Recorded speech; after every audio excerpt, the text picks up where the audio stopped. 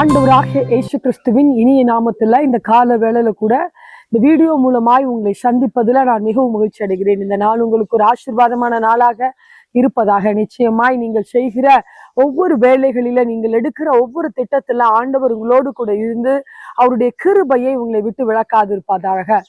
இன்று நாம் தியானிக்க இருக்கிற வசனம் எரேமியா 32வது அதிகாரம் 40வது வசனத்தை வாசிக்கும் போது இங்கு வசனம் இப்படியாய் சொல்லுகிறது: அவர்களுக்கு நன்மை செய்யும்படி நான் அவர்களை விட்டு பின்வாங்குவதில்லை என்கிற நித்திய உடன்படிக்கையை அவர்களோட பண்ணி, அவர்கள் என்னை விட்டு அகன்று போகாதபடி எனக்கு பயப்படும் பயத்தை அவர்கள் இருதயத்துல வைப்பேன் என்று ஆண்டவர் சொல்லுகிறார். ஹல்லேலூயா. இந்த நாளில் ஒரு வாக்குத்தத்தமான வசனத்தை தேவன் உங்களோடு கூட பேசுகிறவராய் இருக்கிறார். இஸ்ரவேல் ஜனங்களை பார்த்து ஆண்டவர் சொன்ன காரியத்தை இந்த நாளில நம்மோடு கூட அவர் பேசுகிறார். அவர்களுக்கு நன்மை உண்டாகும்படி நான் அவர்களை விட்டு பின்வாங்குவதில்லை என்கிற ஒரு உடன்படிக்கையை, ஒரு ப்ராமிஸை நான் பண்ணுகிறேன் என்று ஆண்டவர் சொல்லுகிறார். நிச்சயமாகவே ஆண்டவர் உங்களுக்கு நன்மை செய்கிறவராய் இருக்கிறார். இந்த நாளில நீங்கள் என்ன நன்மையை, ஆசீர்வாதத்தை ஆண்டவருடைய சமூகத்தில் நீங்கள் எதிர்பார்த்து காத்திருக்கிறீர்களோ அந்த நன்மை செய்வேன் என்று ஆண்டவர் இந்த நாளில் உங்களுக்கு ஒரு உடன்படிக்கை பண்ணுகிறார். அது எப்படிப்பட்ட உடன்படிக்கை என்று பார்க்கும்போது, நித்திய உடன்படிக்கையை நான் அவர்களுக்கு பண்ணி அவர்கள் என்னை விட்டு அகன்று போகாதபடிக்கு நான் அவர்களை பாதுகாத்துக் கொள்ளுவேன்.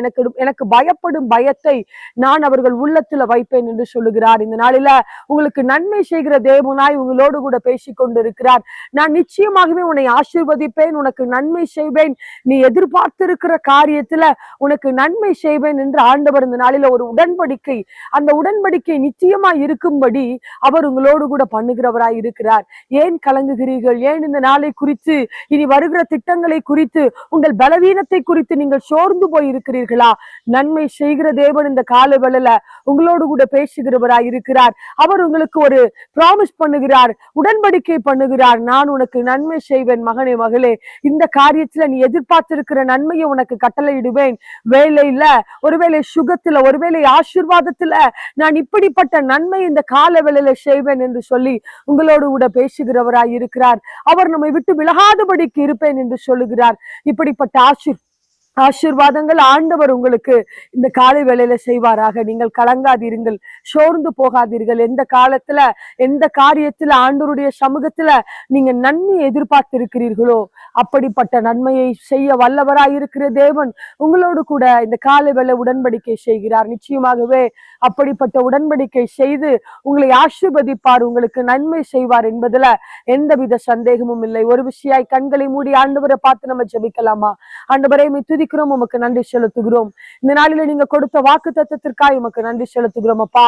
நான் அவர்களுக்கு நன்மை செய்யும்படியாய் ஒரு நித்திய உடன்படிக்கை அவர்களோடு கூட ஏற்படுத்துவேன் என்று சொன்ன தேவனே உம்மை துதிக்கிறோம் அப்பா. யார் யார் நன்மையை எதிர்பார்த்து, ஆசீர்வாதத்தை எதிர்பார்த்து, ஒரு சுகத்தை எதிர்பார்த்து, ஒரு வேண்டுதல் உங்களுடைய கரத்துல வைத்திருக்கிறார்களோ ஒவ்வொருவருக்கும் உங்களுடைய நன்மை இந்த கால வேளையில உண்டாவதாக நாங்கள் செபிக்கிறோம் அப்பா.